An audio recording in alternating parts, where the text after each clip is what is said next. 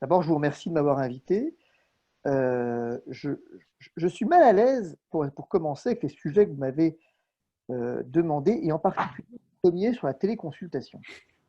Et je vais vous expliquer pourquoi je suis mal à l'aise avec la téléconsultation.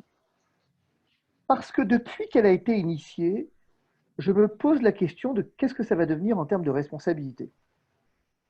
C'est-à-dire que je considère que si la téléconsultation est une très bonne chose à certains égards, l'encadrement qui l'a précédé ou qui l'a accompagné n'a peut-être pas fait l'objet d'une réflexion suffisante sur les critères et les caractéristiques que devait remplir celle-ci pour éviter les problèmes de responsabilité, si on veut faire simple. Mais quoi qu'il en soit, si votre question est quelles sont les limites finalement, et plus exactement, quels sont les contours de la responsabilité en cas de consultation, de vidéoconférence, il y a plusieurs choses qui me viennent. La première qui me vient, c'est celle relative au secret médical. Alors, ce n'est pas un cas d'école, la question du secret médical. Parce qu'en Italie, moi je travaille entre Rome et Paris, en Italie, c'est un problème qui s'est beaucoup posé, le respect du secret médical, et notamment, parce que l'Italie a un peu la même chose qu'en France dans le cadre du Covid, au travers de la libéralisation des plateformes. Et notamment, l'Italie a fait un peu un mouvement, alors c'est compliqué parce que la santé est régionalisée, mais la Lombardie a fait un mouvement qui est celui d'interdire les téléconsultations via Skype, par exemple. Elle a considéré que la plateforme n'était pas suffisamment sûre pour pouvoir effectivement garantir une absence d'enregistrement et donc une confidentialité des données. Voilà. Elle a considéré que la plateforme n'était pas assez sûre et elle posait des problèmes au terme d'ailleurs effectivement des RGPD. Bon. Donc ça c'est un premier point. Pragmatiquement, en termes de responsabilité, quelle est la problématique de la téléconsultation? On la connaît finalement sans qu'il soit réellement besoin d'épiloguer dessus. La véritable problématique de la téléconsultation, c'est qu'une téléconsultation, ça demeure une consultation. Et donc ça demeure un diagnostic, ça demeure une prescription, et ça demeure, tous les critères de la consultation doivent être effectivement précisés, et avec eux, le problématique de l'obligation d'information, avec eux, la problématique effectivement du diagnostic juste et du traitement adapté. Tout l'enjeu en téléconsultation, à mon sens, et c'est ce que je dis depuis le départ, c'est ce que j'avais dit d'ailleurs quand on m'avait consulté, on parlait tout à l'heure de Jacques Lucas, mais on a eu l'occasion d'en parler. Le numérique, c'est bien, à condition de se souvenir qu'on est médecin, qu'on fait de la médecine. Et donc, les critères, pour moi, sur la téléconsultation sont relativement simples. Il faut que vous ayez conscience de savoir à quel moment ça ne relève plus de la téléconsultation. Il faut qu'effectivement, en moindre doute, on puisse faire basculer la téléconsultation vers la consultation présentielle. Ce qui pose une question d'ailleurs, qui s'est posée récemment dans un de mes dossiers, quid lorsque le patient refuse? Vous avez un patient qui dit non, non, moi je ne veux pas venir.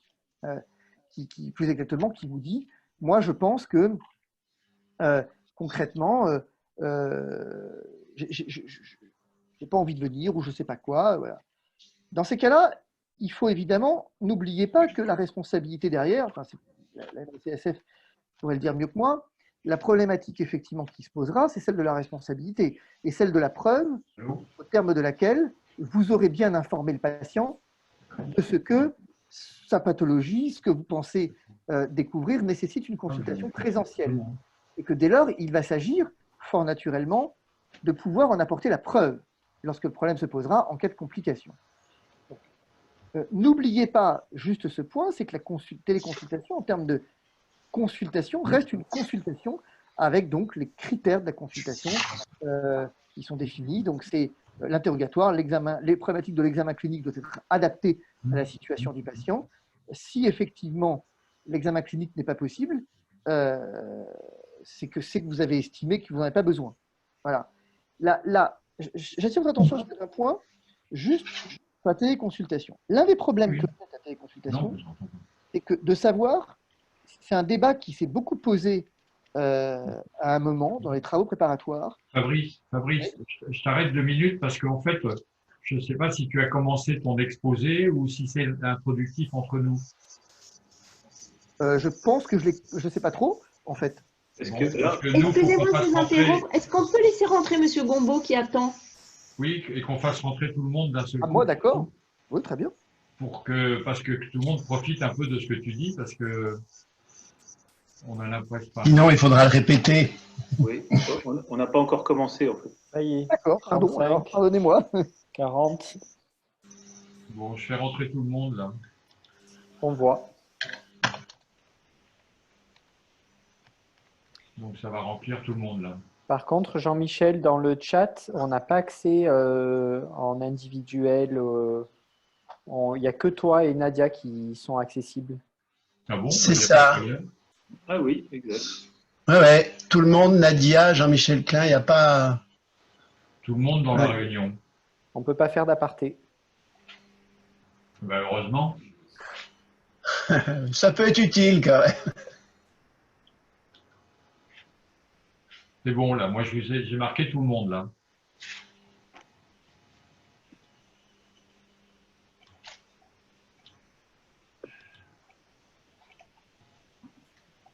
Donc, on en est à 67 participants. C'est 18, c'est à partir de 18 h que ça On s'ouvre laisse automatiquement. 2-3 Vous minutes. les acceptez à chaque J'ai fois. j'ai ouvert.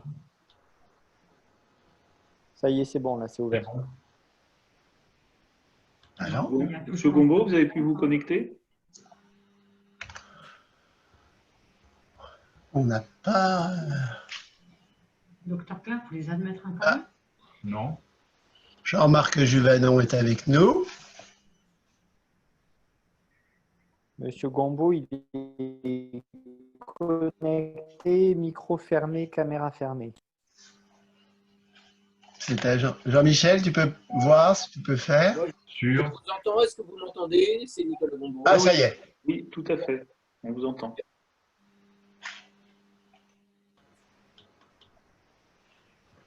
Oui. l'iPad de Nicolas, c'est qui? C'est justement C'est moi. Monsieur Gombeau. Ça doit être moi, c'est Nicolas Gombeau. Ok, donc on va se permettre de vous laisser, de vous donner la parole. Vous voulez qu'on commence? On va peut-être reprendre le propos introductif de Niels, comment tu vois?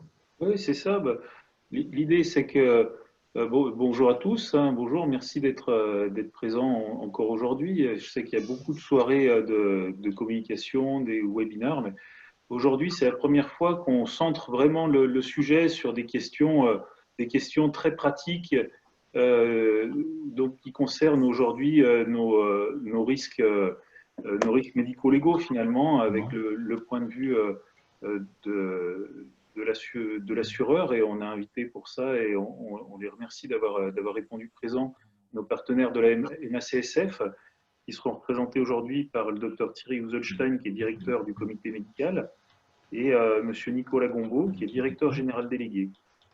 Et puis, on a aussi le plaisir d'avoir avec nous ce soir Maître Divisio, qui est avocat des professions de santé, qui a longtemps accompagné le syndicat, qui, avec Jean-Michel Klein, avait fait les visites en région il y a quelques années, et donc que beaucoup d'entre vous connaissent. Bon, toujours dans cette crise, bien sûr, on parle ici du contexte particulier de la crise du Covid. Et on est encore en plein dedans, on est encore plein dans la crise. Alors, on a réussi à répondre en assurant la sécurité de nos patients, en réduisant notre activité, en n'ayant qu'un seul patient dans la salle d'attente à la fois, ainsi de suite, porter les masques. Et ça, maintenant, je crois que toutes les recommandations sont bien connues de tous. Et puis, on a aussi fait notre maximum, et on continue à le faire pour assurer les urgences, pour continuer à suivre les patients chroniques, pour aider dans le système de santé, délester les urgences. Et puis, on a aussi réorganisé nos cabinets. Et puis, une grande nouveauté pour nous, c'est la téléconsultation. Ça faisait 2 ans qu'on avait le droit de faire de la téléconsultation, et je crois qu'on était vraiment très, très peu à en faire. Et le peu qui en faisait peu. Alors qu'aujourd'hui, ça va presque devenir la majorité des médecins qui auront essayé, tout au moins, la téléconsultation, qui aiment pas, mais bon, on aura tous essayé.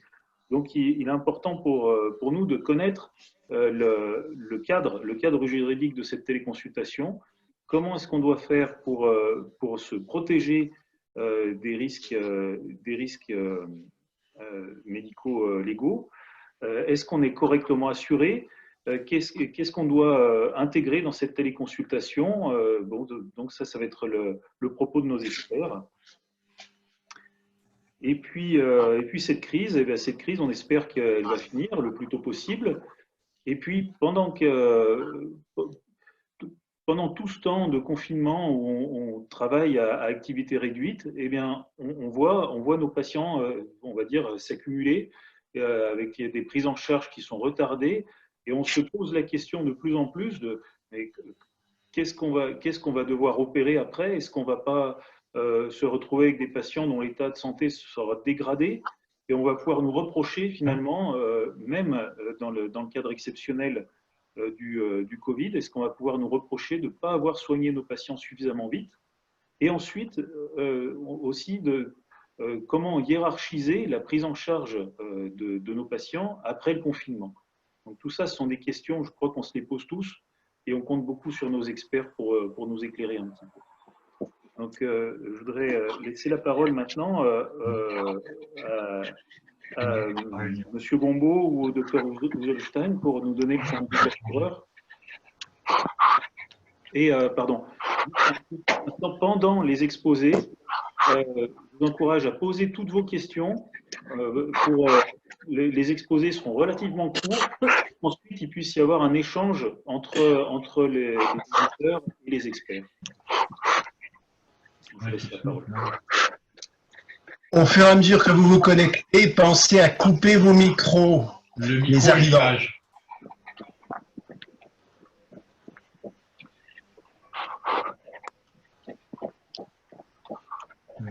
Je suis en train de chercher. Dr Uzelstein ou M. Gombaud, vous voulez…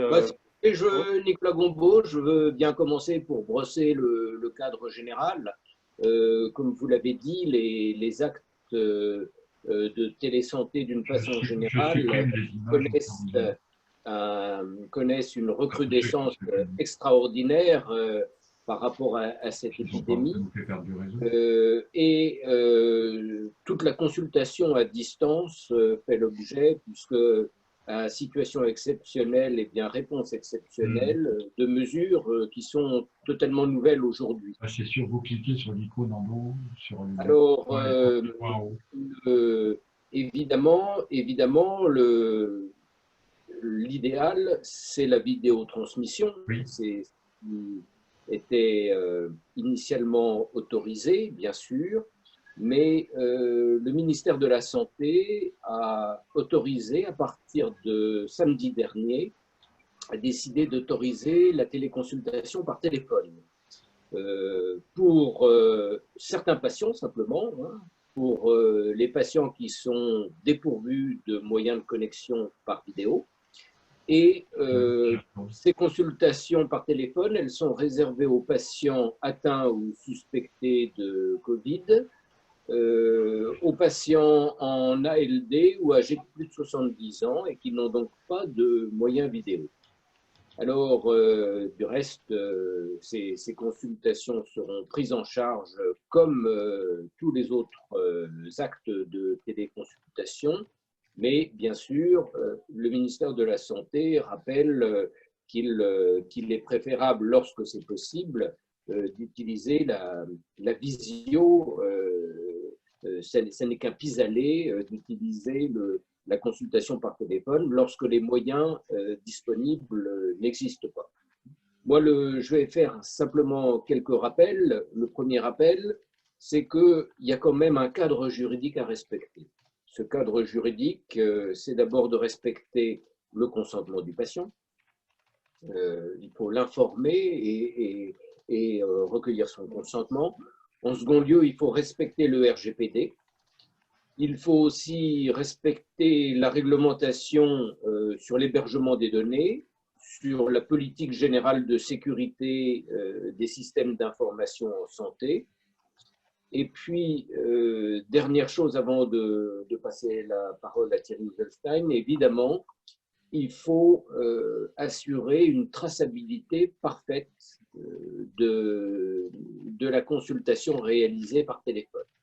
Et donc, ce que vous avez pu constater par téléphone, ce que le patient vous a dit, les éventuels conseils que vous avez pu lui donner, les éventuelles prescriptions par téléphone ou par un autre moyen que vous allez réaliser, il est absolument indispensable de conserver cette traçabilité de la consultation par téléphone. Thierry Ugelstein va évidemment me compléter sur les aspects médicaux purs. Je suis pas très intéressant pour toi, hein, je peux faire que tu veux aussi. Comment ?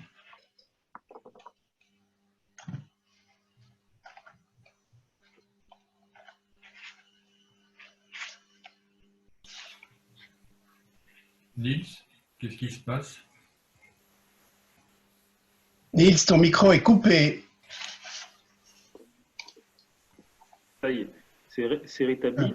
Docteur Ugelstein, votre micro est coupé. Voilà, ça y est. Voilà, c'est bon, super. Désolé. Bonsoir à tout le monde. Merci Nicolas. Donc effectivement, en ce qui concerne la téléconsultation dans votre spécialité, forcément, ça risque de poser quelques difficultés puisqu'il s'agit surtout d'une spécialité technique avec de nombreux actes, aussi bien en exploration que d'un point de vue thérapeutique. Donc forcément, la téléconsultation dans ces cas précis risque très rapidement d'atteindre des limites. Toujours alors, dans une lecture très médico-légale, mais c'est le rôle de l'assureur en responsabilité médicale. Si on regarde un petit peu ce qui est reproché habituellement aux ORL, ce ne sont pas tellement des erreurs ou des retards de diagnostic, mais des complications lors de la survenue de complications lors de différents actes, que ces complications soient considérées comme fautives ou pas. Donc, si on rapporte tout ceci à la pratique de la consultation, forcément, si on décompose un acte, il va y avoir une phase d'interrogatoire et on ne voit pas bien comment cette phase serait différente, hormis la distance. Cette phase serait différente par rapport à la pratique habituelle, avec les réserves qu'a signalé Nicolas Gombault concernant le recueil du consentement, du secret médical et du respect du RGPD. Donc la phase interrogatoire, pas de souci. Du point de vue de l'examen clinique en lui-même, certaines choses de notre point de vue peuvent bien évidemment être effectuées en téléconsultation à partir du moment où on a un système qui permet de regarder les choses correctement. On peut demander aux patients de tourner la tête, d'ouvrir la bouche. Pour les oreilles, ça peut, à mon avis, être fait sans trop de difficultés. Je pense que l'on peut réaliser aussi certains tests propres à la pratique ORL, notamment un test vestibulaire ou cérébelleux, des choses comme ça, sans trop de difficultés. On peut utiliser des techniques assez simples pour vérifier la ventilation au niveau narinaire. On peut regarder tout un tas de choses avec un petit peu d'habitude.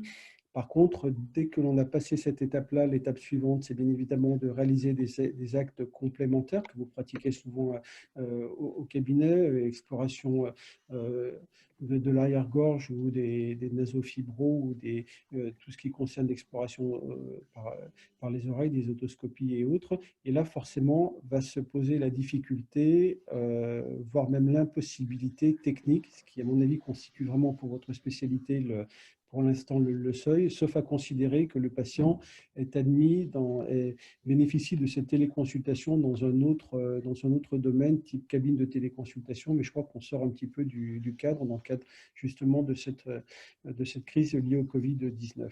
Donc de notre point de vue médico-légal, on est vraiment sur cette limite qui, par définition, risque de réduire singulièrement les domaines dans lesquels vous pouvez continuer à exercer, notamment en termes de diagnostic. Si ensuite on s'intéresse à tout ce qui est prise en charge thérapeutique, bien évidemment, à tout ce qui est prescription médicamenteuse, à partir de ces diagnostics-là, peuvent être poursuivis sans trop de difficultés, avec les mêmes réserves qu'a noté Nicolas Gombaud tout à l'heure. Les actes chirurgicaux, je crois que vous avez déjà longuement échangé sur le sujet entre ce qui relève d'une prise en charge immédiate et ce qui doit être différé. Et je pense que là, toutes les spécialités ont bien œuvré.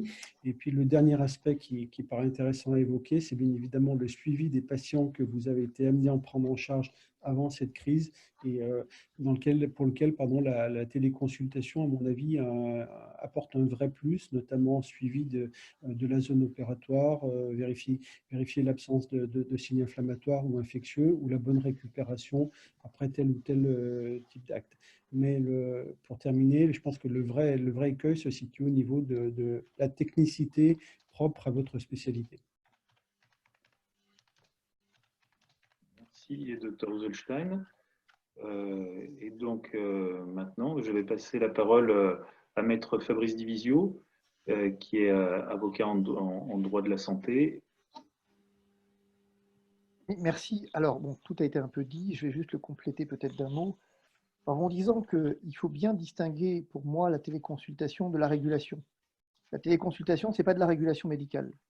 C'est-à-dire que c'est pas, on n'est pas là pour effectivement donner un conseil médical, on n'est pas là pour apprécier une situation et envisager une orientation, c'est une vraie consultation qui s'opère par un moyen finalement technologique, mais qui, comme a été dit par la MACSF, obéit aux règles de la consultation et à ce titre, naturellement, va engager votre responsabilité sur le contenu de la consultation. Alors, évidemment, la limite de l'exercice, elle est toujours de savoir qu'est-ce qui relève de la téléconsultation, qu'est-ce qui n'en relève pas. Au-delà des cadres généraux, il me semble que c'est dans la relation patient-médecin que va s'opérer à un moment, particulièrement dans ces temps où la téléconsultation finalement est devenue presque une forme de règle, c'est à vous de déterminer ce qui à un moment va relever de la téléconsultation qui n'en relève pas. Je le dis différemment. C'est-à-dire que dans le cadre d'une téléconsultation, il n'y a aucun doute sur le fait qu'il convient, quand il y a un doute précisément, de mettre fin à la téléconsultation pour la remplacer par une consultation présentielle. Et que ça doit effectivement faire l'objet d'une information du patient. Et c'est finalement le cas le plus compliqué. Ce que je veux dire, c'est que il y a un moment donné où vous devez être capable de déterminer que là, les informations que vous avez, les éléments que vous avez ne vous permettent pas d'établir ou un diagnostic suffisamment précis, ou en tout cas une conduite suffisamment précise. Et que dans ce contexte, vous devez être capable de mettre fin à la téléconsultation, de le signaler au dossier du patient et exposer effectivement lui exposer les raisons pour lesquelles vous y mettez fin et l'inviter en tant que de besoin à se rendre en présentiel. Tout est un problème à terme de preuve finalement. Mon souci principal, je l'ai vécu moi en MG il y a quelques temps, quid, lorsqu'effectivement je fais une téléconsulte, que finalement je dis, là il y a un truc qui ne va pas, il faut voir un médecin, mais qu'ensuite ça se retourne contre moi parce que je n'ai pas de traçabilité sur le fait que j'ai mis fin à la téléconsultation en lui demandant d'aller voir un médecin. Donc attention à la traçabilité, à la preuve a posteriori de ce que vous allez effectivement faire. Voilà, c'est un peu, sinon tout le reste a déjà été finalement évoqué par la MACSF et de manière pertinente. Peut-être un dernier point, juste, c'est que, moi, alors ça c'est un avis personnel, hein, je ne suis pas un grand fan de la téléconsultation, parce qu'elle va poser, pour l'instant, je pense qu'elle ne pose pas trop de problèmes encore, mais que rapidement elle peut en poser, et qu'il faut faire très attention quand on l'utilise quand même. Parce que je considère, moi, que la clinique en tant que telle est quand même une part substantielle de l'exercice médical et qu'il faut faire très attention, je le redis et je termine là-dessus, à ce que la téléconsultation ne se transforme pas en acte de régulation médicale, en fait, en acte de téléconseil. La téléconsultation, c'est vraiment une téléconsultation. Et donc, il faut faire abstraction de l'examen clinique pour le faire différemment et que l'interrogatoire du patient soit effectivement suffisamment poussé. C'est toute la subtilité, en fait. L'assurance maladie a l'habitude de vous définir la consultation médicale comme l'interrogatoire clinique, l'interrogatoire, l'examen et s'il y a lieu la prescription. Et donc l'interrogatoire, il est une partie de la consultation. Mais il y a un examen clinique qui définit la deuxième partie de la consultation. Ici, vous allez vous retrouver dans un contexte où la seule accessibilité que vous avez au patient, c'est l'interrogatoire, finalement. Et l'interrogatoire se confond avec la clinique, puisqu'il n'y a plus d'examen clinique, donc l'interrogatoire tient lieu, finalement, d'éléments de consultation. Et donc, il va falloir pousser l'interrogatoire suffisamment loin pour qu'il vous permette d'établir un diagnostic, et pas seulement un diagnostic probabiliste, mais un diagnostic, et effectivement, dès lors, une conduite à tenir, et notamment, effectivement, une conduite qui évalue la possibilité d'une urgence, le cas échéant, et d'une prescription. Vous engagez votre responsabilité sur tout ça, c'est l'ensemble, du début à la fin, et compte tenu effectivement également de la prescription. Dernier point, on vous a parlé, M. Gombaud vous a parlé des RGPD. Je m'interroge, la MACSF a probablement un avis plus avisé que le mien là-dessus. Vous savez que le gouvernement a donc libéralisé les plateformes de téléconsultation, puisque finalement il les permet larga manu. Or, on sait que certaines d'entre elles ont fait l'objet par le passé d'un certain nombre de problèmes, notamment au regard de l'enregistrement des conversations. Donc, la question potentielle est celle du secret médical. Quid si j'utilise une plateforme dont effectivement il va être notoire, ou il est notoire potentiellement, qu'elle enregistre les conversations, et que finalement, est-ce que ça peut m'être reproché? Moi, j'ai tendance à considérer que c'est un débat qui pourrait s'ouvrir. Je ne pense pas qu'il s'ouvrira, mais en tout cas, je suis réservé sur cette libéralisation en fait, des plateformes de téléconsultation, notamment dès lors que certaines d'entre elles ont par le passé brillé par cet enregistrement qu'elles assument complètement. Et donc, je suis un peu réservé là-dessus, et je vous invite vraiment, c'est le point sur lequel je vous invite à faire attention. Voilà. Mis à part ça, je pense que le reste a été évoqué.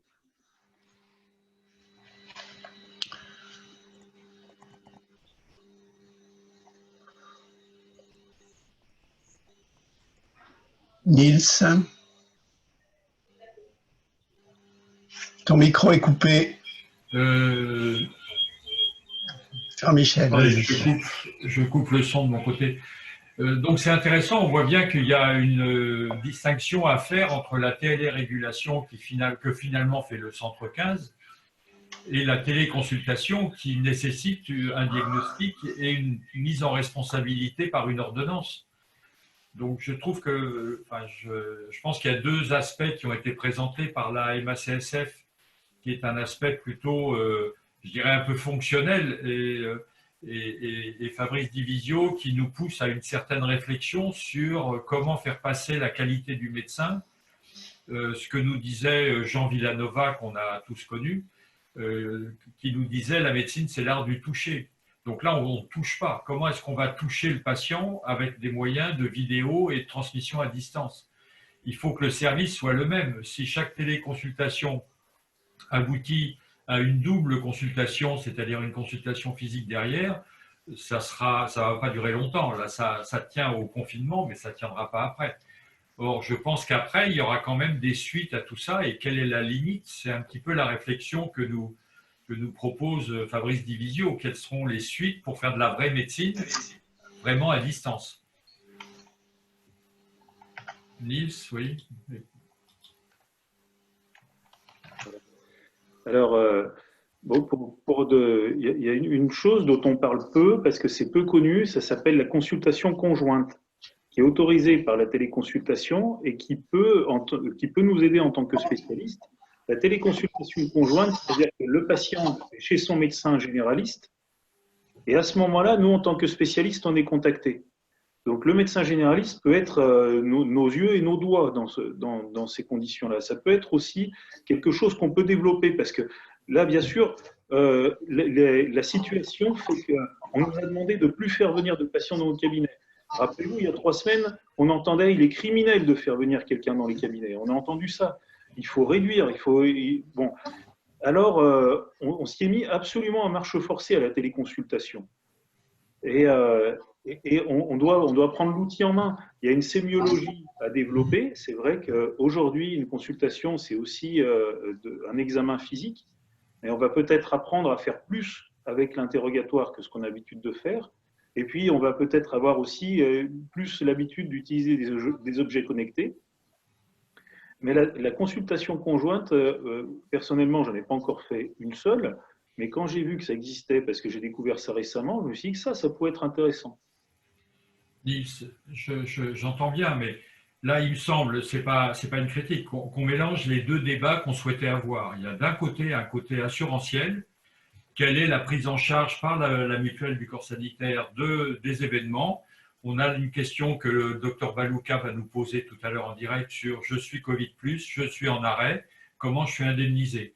Et puis, il y a la position de maître Divisio qui, lui, est sur un autre plan. Il est sur un plan éthique, responsabilité, je veux dire, en tant que médecin. Donc, c'est deux débats qu'il faut dissocier l'un de l'autre. Il y en a un qui est assurantiel et l'autre, il est éthique.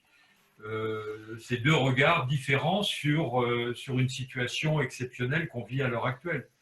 Donc je pense qu'il faut essayer de séparer les deux débats parce que le langage de Fabrice Divisio n'est pas le langage de l'assureur qui lui obéit à des règles juridiques, alors que le maître Divisio nous pousse dans la réflexion éthique. Et cette réflexion, pour moi, elle est différente. Enfin, je ne sais pas ce qu'en pense Nicolas Gombaud. Si on lui donne le son, voilà.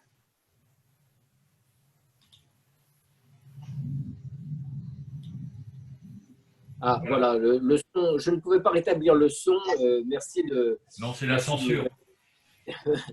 Alors, écoutez, d'abord, je voulais compléter mon propos parce qu'il y a énormément de questions qui se posent. D'abord, je suis persuadé qu'il y a un avant-Covid et un après-Covid. Et on verra notamment la télésanté devenir extrêmement importante dans les mois, dans les années à venir, certainement. Deuxième chose que je voulais vous préciser, c'est que le président de la République, lors de sa première intervention, nous a dit « nous sommes en guerre ». Et donc, certains de vos confrères en ont déduit que, puisqu'on était en guerre, c'était une médecine de guerre qu'il fallait pratiquer et qu'en cas de médecine de guerre, il n'y avait plus de responsabilité pratiquement.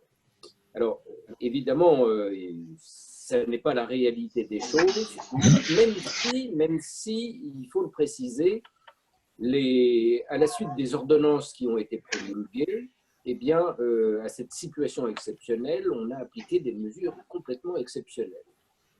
Et notamment dans un article qui a été créé dans le Code de la santé publique, qui précise que la réparation intégrale des accidents médicaux incombe à l'ONIAM lorsque les actes sont pratiqués conformément aux articles L 3131 1 et L 3134 1 du Code de la santé publique. Mais ce texte précise que c'est sans préjudice des actions qui pourraient être exercées conformément au droit commun. Et il est évident que la responsabilité des différents professionnels de santé qui interviennent dans ce cadre, et notamment dans le cadre de la télésanté accrue par les possibilités qui viennent d'être données,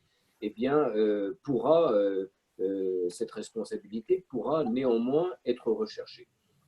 Alors, non, moi je crois que nos discours ne sont pas du tout contradictoires, au contraire.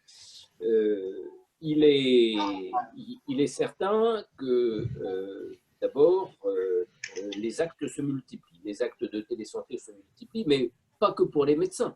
Ils ont été ouverts aux sages-femmes, ils ont été ouverts aux infirmiers, et d'après les informations qu'on a, ils vont être ouverts aussi d'ici la fin de la semaine aux kinésithérapeutes. Donc vous voyez que les choses changent de façon extrêmement rapide. La responsabilité, elle, comme on l'a dit, elle est basée sur le fait d'une adéquation des moyens par rapport aux pathologies à soigner.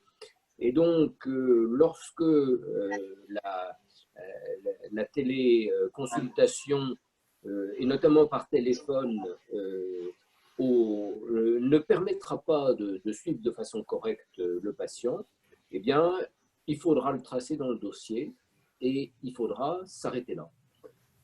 Évidemment, l'assureur, il sera là pour indemniser des accidents fautifs, mais on doit rappeler ces principes élémentaires. Merci de ces précisions. Je ne sais pas si vous m'entendez là. Très bien. Merci de ces précisions. Effectivement, c'est un domaine, enfin, il y a une frontière subtile entre les deux professions, je dirais. Nous, ce qui nous intéresse, c'est d'arriver à imaginer aujourd'hui l'après-Covid, c'est-à-dire qu'est-ce qui va rester de cette situation. Actuellement, en fait, on fait des conseils téléphoniques qui s'appellent téléconsultation, mais bien sûr que la caisse d'assurance maladie va mettre un holà dès que ça sera fini et reviendra à des critères de preuve, de responsabilité et de faisabilité. Actuellement, on a ouvert la boîte de Pandore et on est tous téléconsultants à l'insu de notre plein gré. C'est-à-dire qu'on a dit pendant des années que c'était infaisable et puis maintenant, on est tous en train de se jeter dessus de façon à sauvegarder, soyons brutal, le chiffre d'affaires de nos cabinets. Donc, c'est une question de survie pour la médecine libérale à l'heure actuelle, problème qui ne se pose pas forcément de la même façon pour les médecins hospitaliers, quoique ceux qui ont une activité libérale en secteur hospitalier souffrent énormément. Donc la question, quelle est la limite de ce qu'on va pouvoir imaginer pour la suite? Puisque là, en fait, le débat sert plutôt à essayer d'imaginer les meilleures conditions à la fois éthiques, médicales, déontologiques, scientifiques et financières pour que l'acte ait sa valeur sur tous les plans et pour tous les intervenants, le patient, les assureurs et les médecins. Et quels sont les éléments communs qu'on peut dégager de cela. Donc, je ne sais pas, Fabrice, je te remets le micro, ce que tu penses de la réponse que vient de faire Nicolas Gombaud. Si j'arrive à... Attends.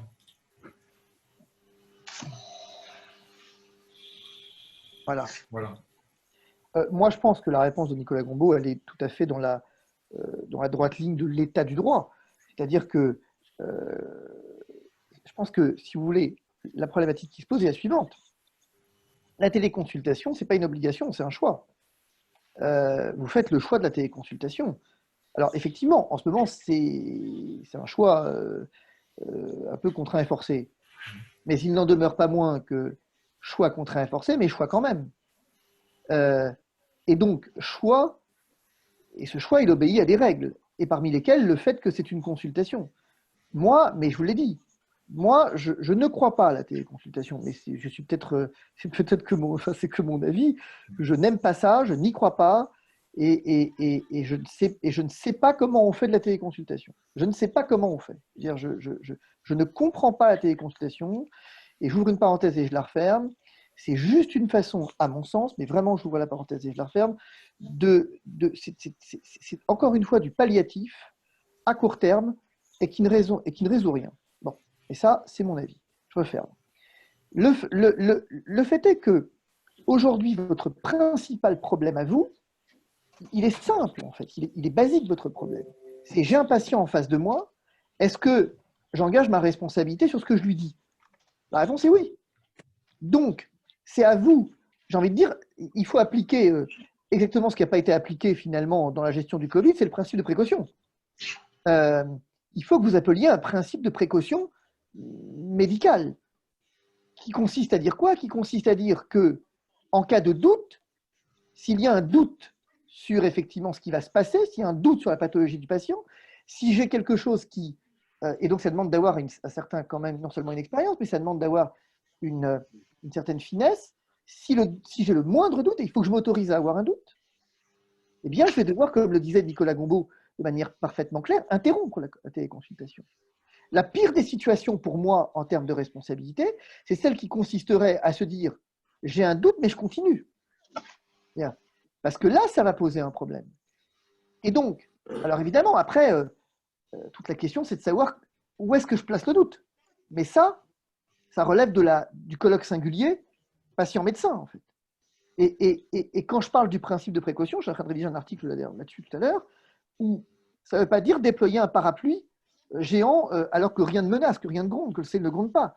Ce que ça veut dire, c'est que la téléconsultation, elle est pertinente. Je veux dire, moi, je n'ai pas de problème. Vous avez le droit de la faire, il n'y a aucune raison de ne pas la faire. Et finalement, mais attention, parce que la téléconsultation, c'est un acte qui engage votre responsabilité. Et clairement, si vous avez un patient en face de vous, il faut du coup que s'instaure une culture qui est celle du doute. C'est là toute la difficulté. Parce que ce qui va vous poser problème en termes de responsabilité, ce n'est pas l'abstention finalement. L'abstention,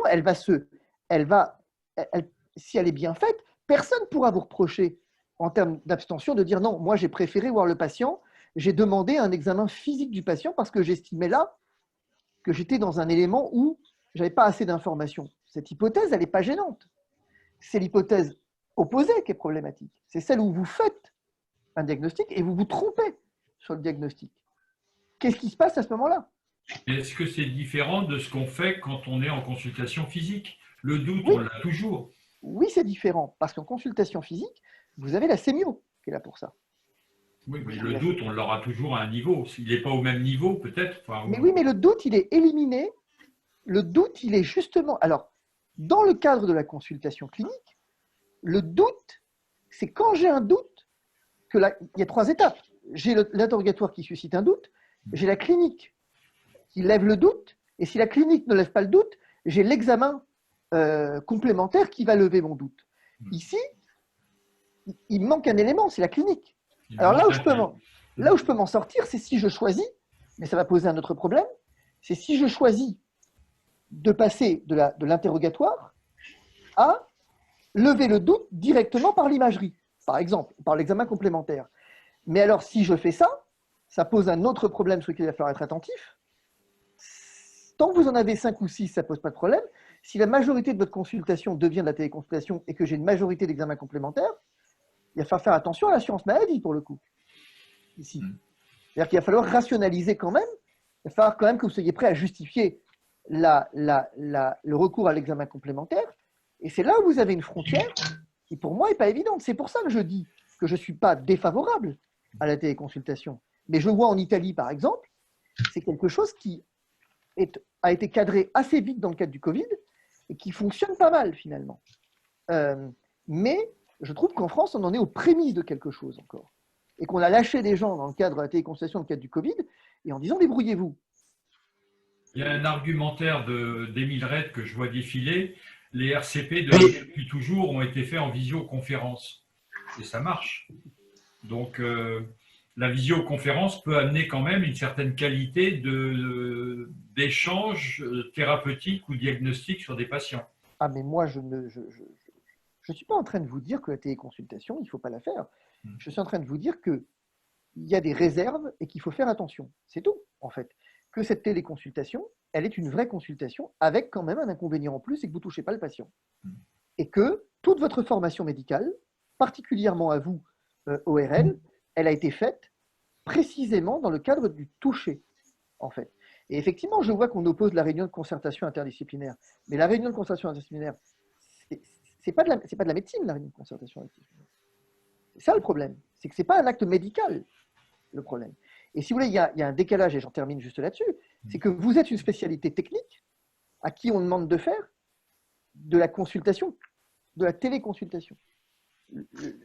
Alors, une remarque que je vois, mais en l'interprétant du docteur Ali Abbas, ça veut dire qu'on va faire finalement tous les examens à tout le monde et qu'on les reverra au fil des examens pour remplacer l'examen clinique qui n'aura pas lieu, qui n'aura jamais eu lieu. Sauf que si vous faites ça, vous allez être confronté à un problème qui est celui du code de la sécurité sociale, où en fait, pour faire simple, c'est la problématique de la maîtrise médicalisée des dépenses de santé.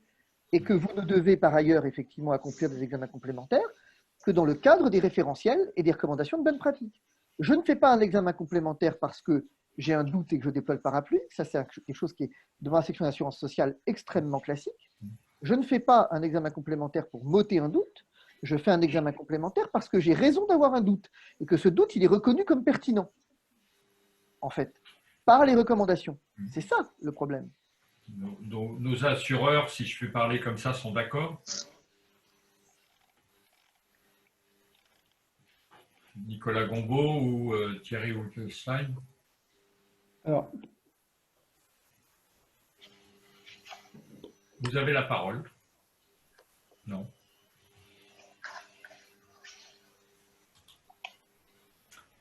Alors, je ne sais pas où je vais passer. Je veux bien Oui. le temps que... Voilà, il prend la parole. Oui.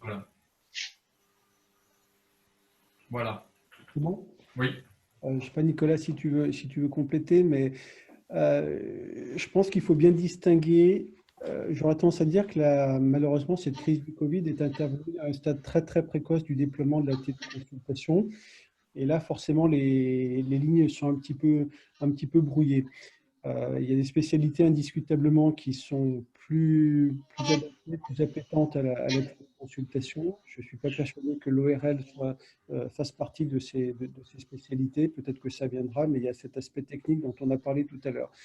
Néanmoins, sur un plan médico-légal, ce qui est certain, c'est qu'il y a des patients qui ont besoin de soins, des patients qui, parce qu'ils sont infectés, ne peuvent pas forcément soit se déplacer dans vos cabinets pour des raisons évidentes, soit au contraire être admis dans des services. Et ces patients-là, il faut bien s'en occuper. Alors, avec toutes les réserves que nous a indiquées, que j'entends parfaitement, je pense néanmoins qu'il faut tout faire pour essayer de proposer un premier niveau de bilan, de diagnostic pour ces patients. On ne peut pas tout résoudre en un temps, c'est certain. Néanmoins, on peut commencer à réaliser un examen clinique avec ce qu'il vaut par téléconsultation. On peut aussi demander des examens complémentaires et revoir son patient. Après, il faudrait serrer quelles sont les méthodes de consultation, parce que parler de l'ensemble des pathologies ORL, je pense que ce serait une véritable gageure, parce que vous avez une spécialité qui est extrêmement hétérogène entre, je vais être extrême, mais entre la prise en charge d'une otite moyenne, prise en charge d'une pathologie oropharyngée, ou au contraire des lésions qui, bien évidemment, ne vont pas être diagnostiquées en ISP, mais vont nécessiter des examens complémentaires. Donc, je crois qu'il faut aussi apporter une réponse à l'ensemble de ces patients. Et c'est, à mon avis, le sens de la contribution de la téléconsultation dans votre spécialité. Encore une fois, Nicolas Gombault l'a bien dit, dans une espèce de situation de crise où les patients doivent être pris en charge. Tout à l'heure, à la Mutuelle, on avait une interrogation un petit peu similaire de vos confrères cardiologues qui s'étonnaient de la baisse importante, et je crois qu'on l'a entendu sur tous les médias, baisse importante de consultations de patients dans des centres de cardiologie. Les bilans de coronarose sont extrêmement diminués depuis le début de cette crise, avec pour corollaire prise en charge de patients qui sont dans des états parfois assez catastrophiques. Donc je pense qu'il faut, encore une fois, dans cette période de crise, avec tout ce que cela implique, et tenant compte du contexte, chercher à délivrer les meilleurs soins possibles, en vous protégeant bien évidemment sur un plan médico-légal, mais apporter cette contribution à vos patients. Et je pense que la téléconsultation, encore une fois avec toutes les réserves, fait partie de ces moyens à disposition à l'heure actuelle. Merci. J'ai vu passer une question du docteur Bieler qui dit que si nous, ORL, on n'examine plus nos patients, on va se transformer ou on va se faire, entre guillemets, bouffer par les médecins généralistes. Puisque la spécificité de l'ORL, c'est de faire des examens particuliers dans des orifices, entre guillemets, particuliers, et que seule une compétence permet de faire. Si on n'examine plus nos patients et qu'on fait que sur l'interrogatoire à distance, on se transforme en médecin de médecine générale aidé par des examens complémentaires. J'ai une autre remarque dans ce sens-là. Il y a en fait pour moi, par expérience, mais je monopolise peut-être la parole, deux types de médecine. il y a une médecine qui est un peu inspecteur Colombo, c'est-à-dire que d'emblée, le médecin sait qui est le coupable, il sait le diagnostic et le jeu, ça va être de faire tomber au cours de l'épisode le coupable dans le piège de l'inspecteur Colombo. Et de l'autre côté, il y a Hercule Poirot qui ne sait pas qui est le coupable et qui accumule des preuves et à la fin, il a une certitude de culpabilité. Est-ce qu'il n'y a pas une évolution vers cette médecine de preuve au détriment d'une médecine d'expérience ou d'intuition? C'est sûr que l'intuition, quand elle est mal placée, elle coûte cher, surtout aux assureurs et aux patients. Donc, je ne sais pas si Fabrice, tu veux répondre. Moi, le problème, c'est que, si vous voulez, tout ça, c'est très théorique finalement. Là où je partage en tout point l'avis de la MACSF, c'est qu'à un moment, votre premier rôle, c'est de prendre en charge des patients et de les prendre en charge le mieux possible. C'est ça, en fait, l'idée. Oui. Maintenant, la notion de médecine basée sur les preuves. Bah, de toute façon, la médecine, c'est l'évidence-based médecine, elle est basée sur les preuves. Mais après, moi, ce que je pense, c'est que aujourd'hui, en résumé, pour faire simple, la téléconsultation peut être une solution. Mais si vous voulez qu'elle soit une solution qui ne vous expose pas inutilement, parce que finalement, il y a un équilibre à trouver. Il y a soigner un patient, mais soigner un patient, effectivement, sans vous exposer médicalement et sans vous exposer juridiquement. Et que recevoir un patient aujourd'hui dans de mauvaises conditions médicales qui vous exposerait médicalement est évidemment pas possible, mais j'ai envie de vous dire, recevoir un patient dans des conditions où juridiquement vous vous exposez, c'est pas possible non plus. Le risque juridique n'est pas moins valable que le risque médical.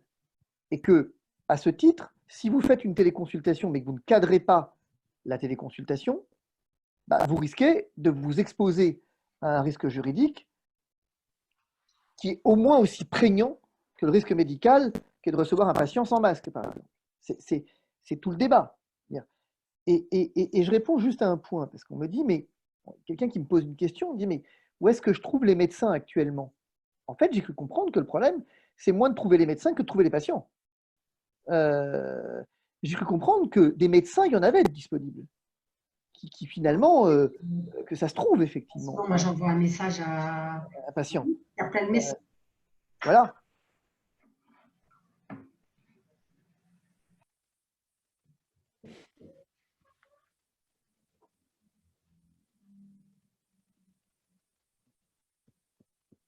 Oui. On a quand même une fiche qui a été éditée par le CNP-ORL avec, bon, il y a un certain nombre de rédacteurs qui sont présents à cette conférence, Michel Hannot, Jean-Marc Juvanon, pour ne citer que. Cette fiche, elle place quand même les bases très claires de l'évaluation et de la régulation avant consultation ou téléconsultation. Je pense qu'aucun d'entre nous n'envisage, ne souhaite faire de la mauvaise médecine. On est là pour faire de la bonne médecine avec les moyens qui sont à notre disposition aujourd'hui. Faire de la bonne médecine, c'est s'adapter et c'est faire du cas par cas. Aujourd'hui, on fait certes de la médecine basée sur des preuves, mais on fait de la médecine qui se veut théoriquement personnalisée. Moi, je suis convaincu, et je ne prendrai que 2 exemples, je suis convaincu que voir en téléconsultation un patient qu'on connaît qui a une maladie de Ménière historique, suivie dans le cabinet et qui appelle parce que dans le contexte d'angoisse, de stress actuel, développe une crise de Ménière typique, ce patient-là, le traiter en téléconsultation sans l'examiner, lui qui se connaît et nous qui le connaissons en regard, ça ne pose aucun problème. A contrario, avoir en primo arrivant comme ça un patient qu'on ne connaît pas, qui a de lourds facteurs de risque cardiovasculaire et qui a une épistaxis depuis 24, 48, 72 heures avec un traitement sur lequel on va être juste obligé de lui faire confiance sur ce qu'il va nous annoncer, là, pour le coup, la téléconsultation est strictement hors de propos. Par contre, voilà, dans la relation de confiance qui s'inscrit entre le praticien et son patient, le fait de déplacer un patient potentiellement âgé, potentiellement fragile, et de l'exposer potentiellement à un risque de contamination croisée de lui envers nous ou de nous envers lui, c'est ça qui doit primer sur notre décision de faire dépasser ce même patient. C'est tout. Il y a une question qui est passée là de Laurent Schmoll qui dit on ne fera de la bonne téléconsultation que quand il y aura des infirmières de pratique avancée et un personnel formé auprès du patient, c'est-à-dire des assistants numériques, entre guillemets, qui manipuleront les endoscopes ou les appareils pour examiner le patient à notre initiative. Est-ce que Vincent, tu partages ce regard? Alors, le tiers, c'est exactement ce que proposait aussi tout à l'heure Niels en parlant de téléconsultation accompagnée dans le cabinet d'un confrère généraliste, par exemple. Il faut, quoi qu'il en soit, qu'il y ait un tiers auprès du patient. Parce que sinon, c'est dans une cabine comme on avait pu présenter aux Assises de Nice, elle-même présente dans un établissement type officine, pharmacie, etc. Oui, le jour où on aura des outils, mais encore faut-il que ces outils soient accessibles, économiquement disponibles et largement diffusés. Aujourd'hui, ce n'est pas le cas. Maître Divisio, vous êtes d'accord ou... Enfin, que j'arrive, voilà. Moi, je suis d'abord d'accord avec deux choses. Je suis d'accord d'abord de dire que la médecine, c'est d'abord une relation personnelle, que donc il n'y a pas de réponse, toute faite. Il faut bien se garder des réponses de principe. Les principes, c'est fait pour être adapté, pour être appliqué, et c'est pas fait pour être finalement exposé de manière, voilà. Deuxième idée, c'est que je pense que oui, les infirmiers de pratique avancée sont une piste, mais elle ouvrira d'autres problèmes juridiques, et qu'en réalité, si je veux résumer mon propos, je vous dirai la chose suivante. Votre pratique, elle est à risque, quelle que soit la modalité dans laquelle vous l'exercez. Je veux dire, on me pose la question là, tout à fait, en disant, mais si effectivement un patient vient en consultation, que je le contamine et que finalement, est-ce qu'on ne peut pas me reprocher d'avoir fait de la téléconsultation? On peut toujours tout vous reprocher. On peut toujours tout vous reprocher. Les procès, tout le monde peut en faire, après, c'est de les gagner, quoi. C'est plus compliqué. Le problème n'est pas là. Le problème, c'est que vous devez arbitrer en fonction des circonstances. Typiquement, la question du cabinet. Moi, j'ai été contacté par des ORL tout au début du Covid qui me disaient, qu'est-ce que je fais? Je n'ai pas de FFP2, j'estime qu'un FFP2 est nécessaire. Or, mon ordre me dit qu'un FFP2 n'est pas nécessaire. Qu'est-ce que je fais? Je n'ai pas de réponse à ça. Je ne peux pas avoir de réponse à ça. La réponse, c'est que si vous estimez qu'un FFP2 vous est nécessaire, eh bien, portez un FFP2, et si vous n'en avez pas, eh bien, ne faites pas de consultation. Je veux dire, moi, j'ai pas... si vous voulez, je suis quelqu'un d'assez pragmatique sur le fond. D'abord, j'aime pas les procès, j'en fais pas, très peu. Et donc, j'aime pas ça. Je veux dire, et donc, tout ça pour dire que à un moment, c'est un arbitrage, en fait. Il y a toujours un arbitrage à faire. Moi, je reviens sur mon propos, la téléconsultation, à titre personnel, j'aime pas ça. Mais c'est pas parce que j'aime pas ça qu'il faut pas la faire. On s'en fout de ce que j'aime ou pas, quelque part. Mais simplement, je ne l'aime pas parce que j'estime qu'aujourd'hui, le cadre n'est pas suffisamment fixé et que, à mon sens, mais ça n'est que mon avis, le risque juridique devient supérieur aux bénéfices qu'on peut en tirer. Moi, je raisonne du côté praticien. Que ça apporte un avantage aux patients, je le comprends. Mais moi, je suis avocat de soignants. Je passe ma vie avec les soignants. Donc, je suis enseignant à la fac de médecine. Donc, à ce titre, je me place du côté soignant, voyez-vous. Et du côté soignant, j'estime que cette téléconsultation, elle apporte, même aujourd'hui, dans le cadre du Covid, peut-être plus de risques que de bénéfices. Après, le risque, ça ne veut pas dire qu'il ne faut pas la faire. Ça veut dire qu'effectivement, il faut savoir, du coup, accepter le risque et le juguler. Voilà tout. Vincent? Du côté des soignants, aujourd'hui, au quotidien, dans les cabinets, et là, je parle d'il y a encore 4 semaines, on répondait tous à 5 à 10 coups de téléphone sur un entre-deux consultations avec un post-it glissé par la secrétaire. On ne prenait pas le temps de mettre un mot dans l'observation, généralement, parce que c'était à la volée. qu'on jaugeait avec les informations qu'on avait par téléphone, on demandait aux patients de venir ou de ne pas venir. On ajustait un traitement en ORL pédiatrique avec un enfant qui avait une autorée sur ATT, etc. Et tout ça, on le faisait déjà.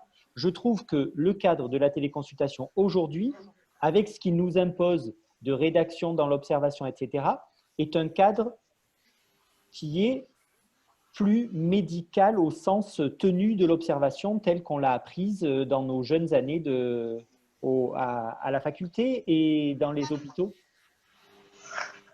Je voulais laisser la parole au docteur Valouka. J'essaye de lui brancher le micro, voilà. Qui avait une question à poser à la MACSF puisqu'il a été atteint du coronavirus. Tu m'entends là? Oui, oui. Merci de me donner la parole et puis encore bravo pour ce que vous faites. Je vais essayer d'être très très bref. Atteint par le Covid vers le 20-21 mars, je suis en arrêt de travail depuis le 25 pour un Covid avéré et cogné. Je me suis mis en rapport avec la MACSF pour demander un petit peu comment ça fonctionnait. L'urgentiste qui m'a mis en arrêt de travail m'a signé un arrêt de travail, accident du travail ou maladie professionnelle, je ne sais pas trop. En fait, je suis en arrêt pour 15 jours. Donc, je me suis mis en rapport avec la MACSF qui m'a fait donc remplir quelque chose d'assez long, faire envoyer également les 2042, les 2035 de 2017, 2018, etc. Je les ai rappelés 2 ou 3 jours après. On me dit oui, votre dossier est complet. J'ai dit mais comment ça fonctionne maintenant? On m'a dit ben, la sécurité sociale, à qui j'avais envoyé également des documents, m'a dit la chose suivante. Vous allez être pris en charge à la hauteur de 112 € à partir du premier jour. Probablement la CARMF également, à la hauteur de je ne sais plus combien. Je pose la question à la personne que j'ai au bout du fil de la MACSF. Concernant la MACSF, elle me dit, ben, compte tenu de votre contrat que vous avez signé en 89, vous avez un délai de carence de 15 jours. Donc, nous ne prenons rien en charge. Donc, je suis à la fin de mon arrêt de travail. Je n'ai rien vu ni de la sécurité sociale, ni de la CARMF, ni bien sûr de la MACSF. Ma question est la suivante aux gens de la MACSF. À situation exceptionnelle, est-ce qu'on fonctionne en période Covid comme en période non Covid? Et à ce moment, on se dit vraiment, est-ce qu'on ne voit pas trop l'effort qu'il pourrait faire à ce niveau-là? Ou alors, il y a des réponses que je n'ai pas eues et j'aimerais peut-être en avoir, si vous voulez bien me répondre.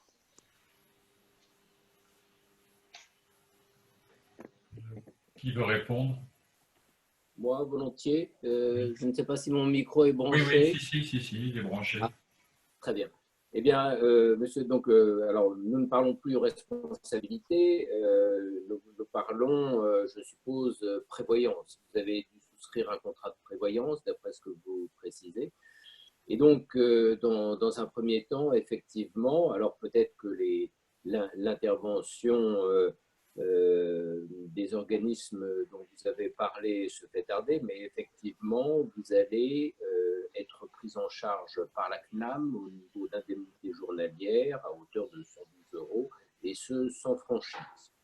La CNAM est peut-être débordée, elle ne vous a pas versé encore les sommes en question, mais vous devez les percevoir et vous allez percevoir aussi, et sans franchise, de façon dérogatoire, des indemnités qui vont être versées par la CARM. En ce qui nous concerne, si vous avez souscrit un contrat de prévoyance avec une franchise de 14 jours, nous intervenons à partir du 15e jour. Alors, nous avons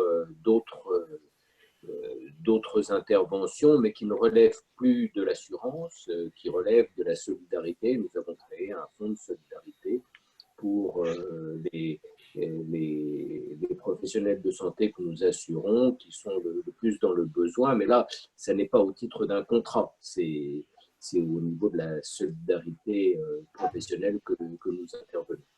Voilà comment les choses doivent s'agencer. Si vous avez eu un retard de paiement de l'un ou l'autre des organismes, évidemment, je comprends que si vous n'avez pas de trésorerie, ça vous cause des soucis, mais vous devriez percevoir les indemnités, à mon sens, très rapidement maintenant.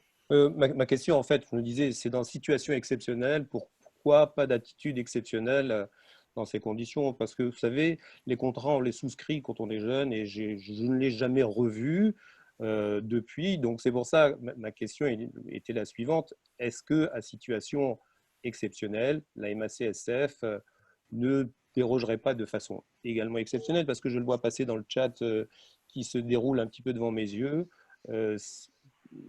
Pourquoi il n'y aurait pas effectivement une attitude exceptionnelle dans ce sens-là? Je ne sais pas si on est très très nombreux à être dans cette situation, mais c'est juste une question. Hein. Est-ce que ça ne dépend pas de l'État qui devrait décréter l'état de catastrophe naturelle et qui changerait les prises en charge au niveau des assureurs, un peu comme les inondations ou des choses comme ça? Alors, à titre rétroactif, ça n'est pas possible. Nous, tous les assureurs proposent des garanties prévoyance. Nous proposons des garanties prévoyance soit avec une franchise de 14 jours, soit avec une franchise de 7 jours. Celui qui a souscrit avec une franchise de 7 jours est indemnisé au bout du 8e jour. Celui qui a souscrit avec une franchise de 14 jours est indemnisé au bout de 15 jours. Et ça, malheureusement, il n'est pas possible d'y déroger. Bien, merci de votre réponse. Juste avant de passer au sujet suivant que Niels va reprendre sur la responsabilité sur les pertes de chance des patients hors Covid finalement, est-ce que vous êtes frappés les uns comme les autres par la disparition des patients habituels? C'est-à-dire qu'il n'y a plus d'infarctus, il n'y a plus d'accidents vasculaires. Donc, comment vous expliquez cette disparition des patients qui n'est pas que psychologique, elle est constatée par les services d'urgence comme les cabinets ORL? Qui veut répondre?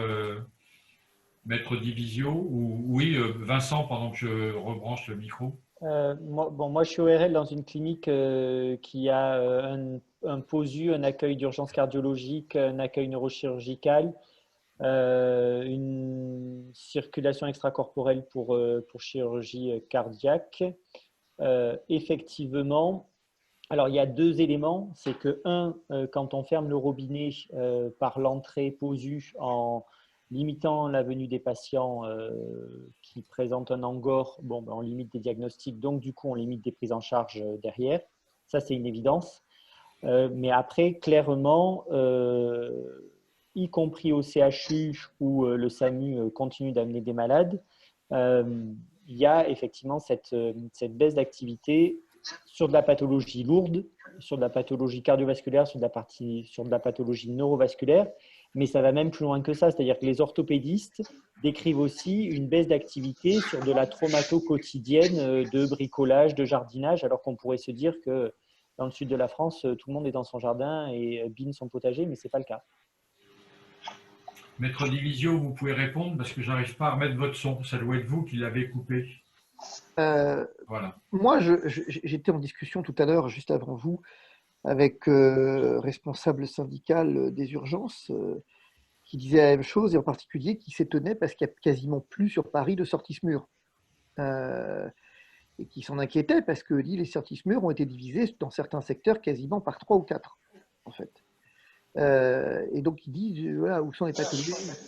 C'est une vraie question. Maintenant, ce que je crois, c'est que j'ouvre une parenthèse très courte et je la referme, c'est que SOS Médecins me disait que ce qui les inquiète beaucoup, c'est pour après.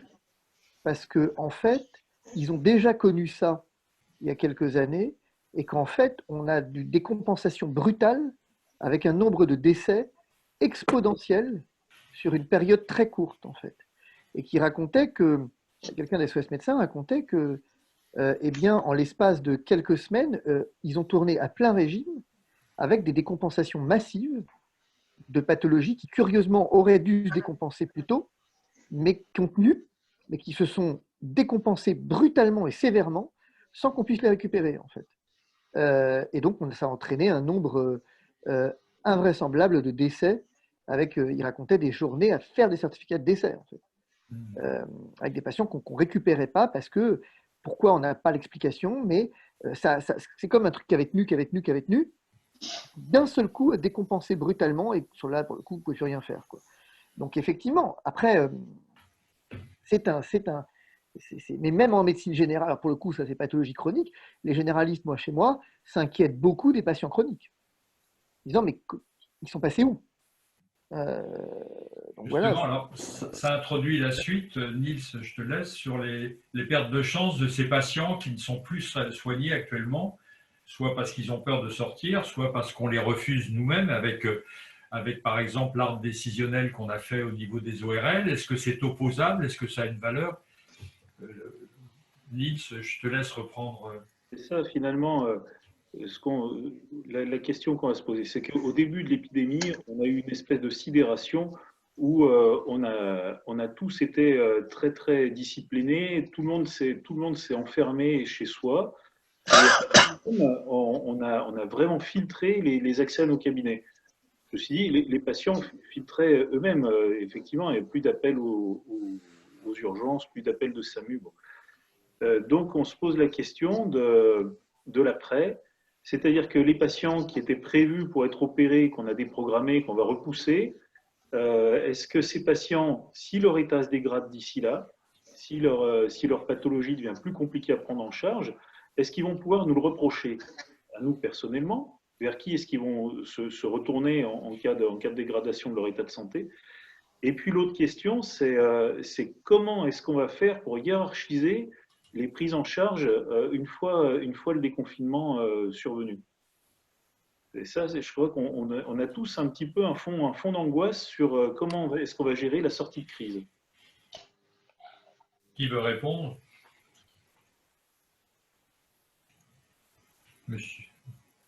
Monsieur Gombaud.